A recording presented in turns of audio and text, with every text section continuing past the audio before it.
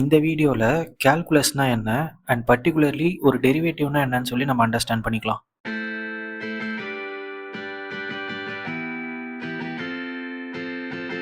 Mathematical study of continuous change and accumulation of quantities, இதுதான் கால்குலஸோட ஒரு டெஃபினிஷன். இதில் இந்த கண்டினியூஸ் சேஞ்சை நம்ம டிஃபரன்ஷியல் கால்குலஸ்னு சொல்லலாம் அண்ட் அக்குமுலேஷன் ஆஃப் குவான்டிட்டிஸை நம்ம இன்டெக்ரல் கால்குலஸ்னு சொல்லலாம். ஸோ இந்த சீரீஸ்க்கு நம்ம டிஃபரன்ஷியல் கால்குலஸ் தான் ஃபோக்கஸ் பண்ணுவோம். இன்டெக்ரல் கால்குலஸ் நம்ம லேட்டரான் தேவைப்படும் போது பார்க்கலாம். அது நமக்கு தேவையில்ல. ஸோ நீங்கள் சின்ன வயசில் கால்குலஸ்லாம் படிக்கும்போது ஒரு பர்டிகுலர் டேர்மை நீங்கள் நிறைய வாட்டி கேட்டுகிட்டே இருந்திருப்பீங்க. வேற யாரு? நான் தான். ஸோ ஒரு டெரிவேட்டிவ்னா என்ன? ஒரு டெரிவேட்டிவ்ங்கிறது ஒரு ஃபங்க்ஷனில் ஒரு பர்டிகுலர் பாயிண்ட் ஆஃப் டைமில் நடக்கிற ரேட் ஆஃப் சேஞ்ச். இதை புரிஞ்சிக்க இப்போ நம்ம ஒரு ரியல் லைஃப் எக்ஸாம்பிள் பார்க்கலாம்.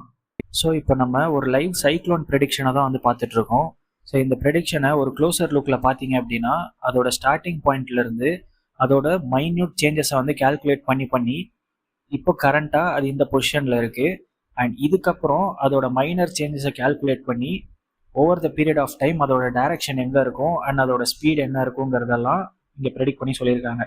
ஸோ ஃபார் எக்ஸாம்பிள் மண்டே, அதாவது 19th ஜான்வரியில் இப்போ கரண்ட்டாக இந்த இடத்துல இருக்கிற சைக்ளோன் இங்கே வரும் அண்ட் அதோட ஸ்பீடு வந்து பார்த்தீங்கன்னா டிஃபர் ஆகிருக்கும் அப்படிங்கிறத ஃபோர்காஸ்ட் பண்ணி சொல்லியிருக்காங்க. ஸோ இதுக்கு அவங்க பேக் எண்டில் நிறைய அல்காரிதம்ஸ் யூஸ் பண்ணாலுமே அந்த அல்காரிதம்ஸோட ஃபவுண்டேஷன் என்னவா இருக்கும்னு பார்த்தீங்கன்னா கால்குலஸாக தான் இருக்கும். ஸோ இந்த இடத்துல கால்குலஸ் எப்படி யூஸ் ஆகுதுங்கிறத பற்றி நான் ரொம்ப ஹை லெவலாக எக்ஸ்பிளைன் பண்ணுறேன் அண்ட் போக போக நம்ம ப்ராக்டிக்கல் எக்ஸாம்பிள்ஸ் பார்க்கலாம். ஸோ இங்கே பார்த்தீங்கன்னா இப்போ கரண்ட்டாக இந்த சைக்ளோன் வந்து இந்த பொசிஷனில் இருக்குது. ஸோ லெட்ஸே நம்ம நெக்ஸ்ட் ஹாஃப் அன் ஹவரில் இதோட டேரக்ஷன் அண்ட் ஸ்பீடு வந்து பார்த்தீங்கன்னா எவ்வளோ இருக்குன்னு சொல்லி ப்ரெடிக்ட் பண்ணணும்னு வச்சுக்கலாம். இப்போ கால்குலஸ் யூஸ் பண்ணும்போது நம்ம ஒரு பாயிண்ட்டுக்கு உண்டான ரேட் ஆஃப் சேஞ்சை வந்து கால்குலேட் பண்ணுற மாதிரி இருக்கும்.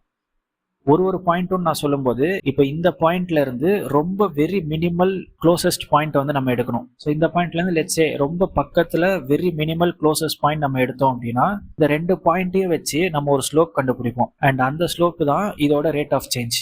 ஸோ இந்த இடத்துல உங்களுக்கு ஒரு டவுட் வரலாம், ஏன் வந்து நம்ம வெரி மினிமல் க்ளோசஸ்ட் பாயிண்ட் எடுக்கிறோம், ஏன் நம்ம கொஞ்சம் தள்ளி எடுக்கக்கூடாதுன்ற மாதிரி உங்களுக்கு டவுட் வரலாம். அதுக்கான ரீசனை நான் பின்னாடி சொல்கிறேன். ஸோ ஸ்கிப் பண்ணாமல் ஃபுல்லாக பாருங்கள், ஏன்னா அங்கே தான் கால்குலஸோட மேஜிக்கே இருக்குது. ஸோ இப்படி நம்ம வெரி மினிமல் க்ளோசஸ்ட் பாயிண்ட்டோட ஸ்லோப் கண்டுபிடிக்கும் போது அந்த பர்டிகுலர் பாயிண்ட்டோட ரேட் ஆஃப் சேஞ்ச் வந்து நம்மளால் கண்டுபிடிக்க முடியும்.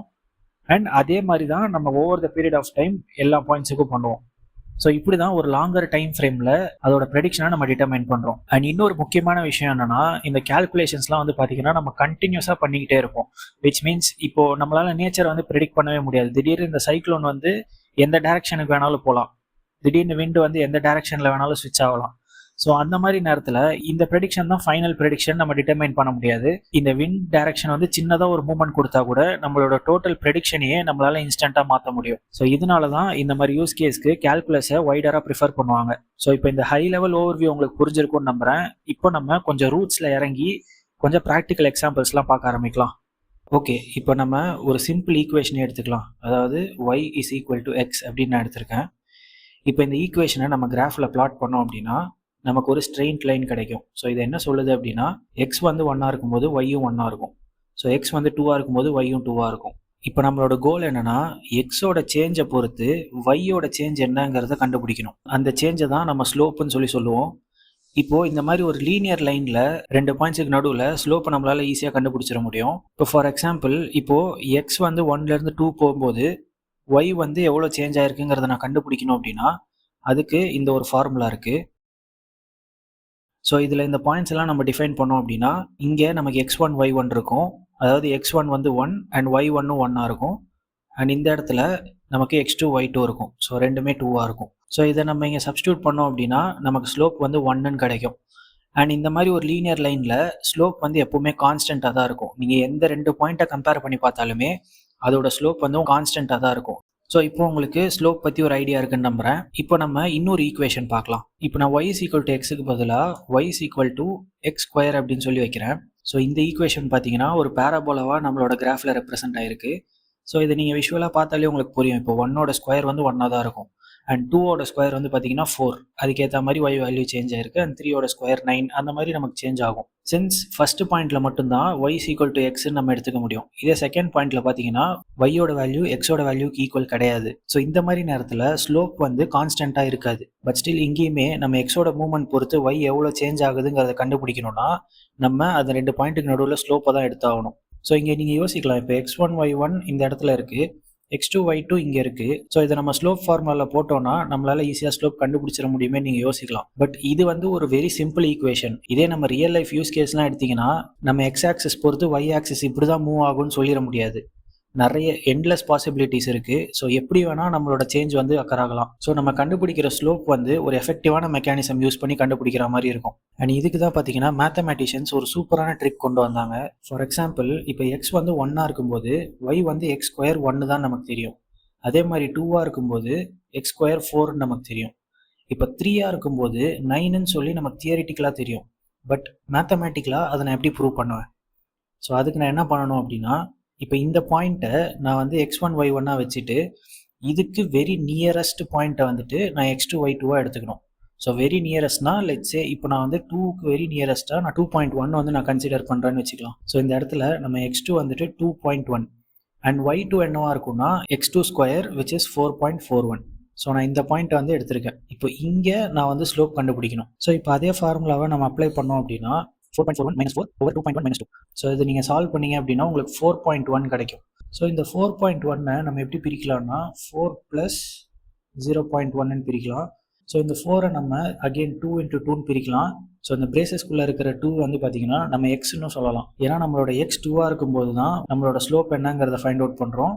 ஸோ 2x அண்ட் இந்த 0.1ங்கிறது ஒரு நெக்லிஜிபிள் சேஞ்ச் தான். இந்த இடத்துல 0.1 நான் சொல்லும்போது அது நெக்லிஜிபிளாக படாது. பட் ரியல் லைஃப்பில் இதை விட கம்மியான வேல்யூவை தான் நம்ம ஸ்லோப் ஐடென்டிஃபை பண்ணுறதுக்கு எடுப்போம். ஃபார் எக்ஸாம்பிள் 0.00001 இந்த மாதிரியான வேல்யூஸை தான் நம்ம ஸ்லோப் ஐடென்டிஃபை பண்ணுறதுக்கு எடுப்போம். ஸோ இந்த இடத்துல நான் என்ன சொல்ல வரேன் அப்படின்னா, நம்மளோட கோல் வந்து இந்த பர்டிகுலர் எக்ஸ் பாயிண்ட் அப்போ நம்மளோட ஸ்லோப் என்னங்கிறது கண்டுபிடிக்கிறது தான். பட் இந்த கேஸில் ஸ்லோப் கண்டுபிடிக்கிறதுக்கு நமக்கு 2 பாயிண்ட்ஸ் தேவை. ஸோ இன்னொரு பாயிண்ட்டாக நம்ம என்ன எடுத்துக்கலாம்னா அதை விட அதிகமாக இருக்கணும். பட் அந்த 2 பாயிண்ட்ஸுக்கு நடுவில் very very very minimal difference தான் இருக்கணும். ஃபார் எக்ஸாம்பிள் இந்த மாதிரி. ஸோ இப்படி நம்ம பாயிண்ட் எடுத்து ஸ்லோப் ஐடென்டிஃபை பண்ணும்போது அது கிட்டத்தட்ட அந்த பர்டிகுலர் பாயிண்ட்டுக்கான ஸ்லோப் ஐடென்டிஃபை பண்ணுறதுக்கு தான் ஈக்குவலண்ட். இப்போ இந்த இடத்துல நம்ம டிஃப்ரென்ஸாக 0.1 வச்சுருந்ததுனால நமக்கு 4.1 கிடச்சிது. இதுவே இந்த வேல்யூ நீங்கள் எடுத்துருந்தீங்க அப்படின்னா உங்களோட ரிசல்ட் வேல்யூ 4க்கு ரொம்ப க்ளோஸராக இருக்கும். ஸோ இந்த பர்டிகுலர் வேல்யூ இந்த இடத்துல இதை ஹெச்ன்னு வச்சுக்கிட்டோம் அப்படின்னா இதை வந்து நம்ம நெக்லெக்ட் பண்ணிடலாம். இது வந்து நெக்லிஜிபிள். ஸோ இந்த ஒரு டேர்ம் இருக்கு இல்லையா, இதை தான் நம்ம வந்து டெரிவேட்டிவ் அப்படின்னு சொல்கிறோம். ஸோ டெக்னிக்கலி எக்ஸ் ஸ்கொயரோட டெரிவேட்டிவ் 2x.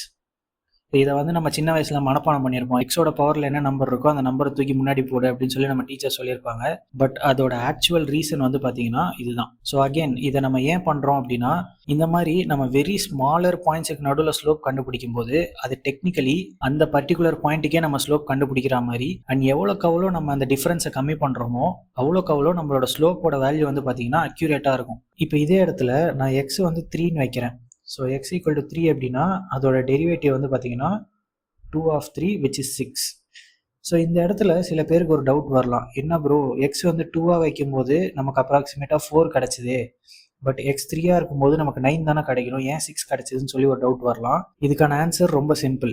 இந்த 4.1ங்கிற வேல்யூவும் இந்த வேல்யூவும் பார்த்தீங்கன்னா சேம் கிடையாது. ஏன் அப்படின்னா இந்த 4ங்கிறது நம்ம கிராஃப் பிளேனில் இருக்கிற ஒரு பாயிண்ட். ஸோ இது வந்து அந்த ஈக்குவேஷன் பொறுத்து மாறும். இங்கே y = x² இருக்கிறதுனால x வந்து 2 இருக்கும்போது y 4 இருக்கு.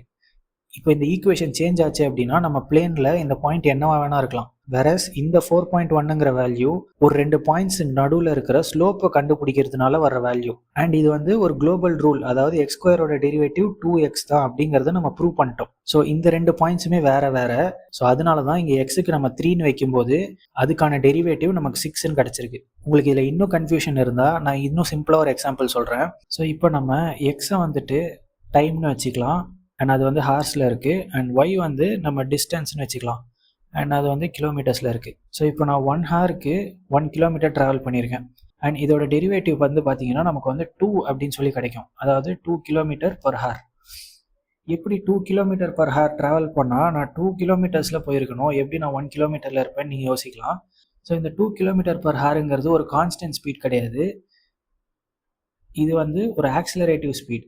பிகாஸ் நீங்கள் இந்த கிராஃபில் பார்த்தீங்கனாலே உங்களுக்கு தெரியும் 0.5, அதாவது ½ an hour வரும்போது நீங்கள் ½ an hour உண்டான டிஸ்டன்ஸை ரீச் பண்ணலை. அதுக்கு பதிலாக நீங்கள் கம்மியான டிஸ்டன்ஸ் தான் ரீச் பண்ணியிருக்கீங்க. ஏன் அப்படின்னா ஆஸ் அ ஹியூமன் நேச்சுரலாகவே நம்ம வந்துட்டு எடுத்தோடனே நம்ம 2 km/h ஸ்பீட்லலாம் ஓட மாட்டோம் ஆர் நடக்க மாட்டோம். நம்ம பொறுமையாக தான் ஸ்டார்ட் பண்ணுவோம் அண்ட் போக போக தான் நம்மளோட ஸ்பீடை வந்து நம்ம இன்க்ரீஸ் பண்ணுவோம். ஸோ அந்த மாதிரி தான் இந்த பர்டிகுலர் பாயிண்டில் நீங்கள் 2 km/h ஸ்பீடில் இருக்கீங்க. அதனால தான் நீங்கள் 1 ஹவருக்கு 1 கிலோமீட்டர் அட்டைன் பண்ணியிருக்கீங்க. இப்போ இங்கேருந்து நீங்கள் 2 ஹவர்ஸில் 4 கிலோமீட்டர் அட்டைன் பண்ணீங்க அப்படின்னா நீங்கள் வந்துட்டு 4 km/h ஸ்பீடில் இருப்பீங்க.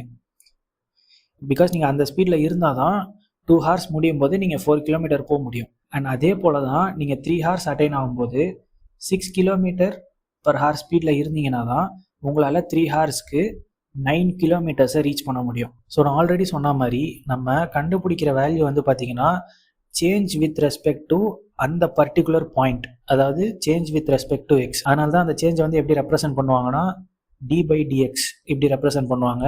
ஸோ இங்கே நம்ம ஒய் ஆக்சிஸோட சேஞ்சை கண்டுபிடிக்கிறதுனால இதை வந்து நம்ம dy/dxன்னு சொல்கிறோம். ஸோ இப்போ உங்களுக்கு டெரிவேட்டிவ்ஸ் பற்றி ஒரு ஐடியா கிடச்சிருக்குன்னு நம்புகிறேன். அண்ட் எதனால டெரிவேட்டிவ் ஆஃப் x² வந்துட்டு 2xன்னு சொல்கிறாங்கன்னு உங்களுக்கு புரிஞ்சிருக்குன்னு நம்புகிறேன். ஸோ இந்த மாதிரி கான்செப்ட்ஸ் வந்து மனப்பாடம் பண்ணாமல் எதனால இதெல்லாம் உருவாச்சு அண்ட் இது எங்கெங்கெல்லாம் யூஸ் ஆகுதுன்னு சொல்லி தெரிஞ்சுக்கோங்க. அண்ட் இந்த மாதிரி நிறைய டெரிவேட்டிவ்ஸை வந்து மேத்தமெட்டிஷியன்ஸ் ஆல்ரெடி கண்டுபிடிச்சி வச்சுருக்காங்க. ஸோ அதை எல்லாத்தையுமே நான் ஸ்க்ரீனில் போடுறேன். அது நீங்கள் ஸ்க்ரீன்ஷாட்டும் எடுத்துக்கலாம். அதுக்கான லிங்க்கையும் வந்து பார்த்தீங்கன்னா நான் டிஸ்கிரிப்ஷனில் அட்டாச் பண்ணுறேன். அண்ட் நீங்கள் இன்ட்ரெஸ்டடாக இருக்கீங்க அப்படின்னா நீங்கள் ஏன் அந்த டெரிவேட்டிவ் வந்துச்சுன்னு சொல்லி இப்போ நான் ப்ரூவ் பண்ணி காட்டின மாதிரி நீங்களும் ப்ரூவ் பண்ண ட்ரை பண்ணுங்கள். ஸோ இந்த கேல்குலஸ் பற்றி நான் இன்னொரு வீடியோவும் அப்லோட் பண்ணுவேன். பிகாஸ் இந்த வீடியோவை நான் டெரிவேட்டிவ்ஸ்க்காகவே டெடிகேட் பண்ணிட்டேன். ஸோ தட் டெரிவேட்டிவ்ஸ் பற்றி உங்களுக்கு ஒரு ஃபண்டமெண்டல் அண்டர்ஸ்டாண்டிங் கிடைக்கும்னு சொல்லி நெக்ஸ்ட் வீடியோவில் நம்ம பார்ஷியல் டெரிவேட்டிவ்ஸ்னால் என்ன அண்ட் கிரேடியன்ஸ், செயின் ரூல் இதெல்லாம் பற்றி நம்ம பார்க்கலாம். ஸோ செயின் ரூல்லாம் ரொம்ப ரொம்ப இம்பார்ட்டண்ட். அது வந்து மெஷின் லேர்னிங்கில் பல இடத்துல யூஸ் ஆகும். பட் அதோட கான்செப்ட்லாம் ரொம்பவே சிம்பிளாக தான் இருக்கும். நான் முடிஞ்ச வரைக்கும் சிம்பிளாக எக்ஸ்பிளைன் பண்ண ட்ரை பண்ணுறேன். ஸோ இந்த வீடியோ உங்களுக்கு பிடிச்சிருந்துச்சு அண்ட் ஏதாவது வேல்யூ ப்ரொவைட் பண்ணியிருந்துச்சு அப்படின்னா மறக்காமல் அதை கமெண்ட்ஸில் சொல்லுங்கள். இந்த வீடியோக்கு ஒரு லைக் கொடுத்துட்டு உங்கள் ஃப்ரெண்ட்ஸ்க்கெலாம் ஷேர் பண்ணுங்கள். இந்த சேனலுக்கு மறக்காமல் சப்ஸ்கிரைப் பண்ணிடுங்க. தேங்க்ஸ் ஃபார் வாட்சிங். பாய்.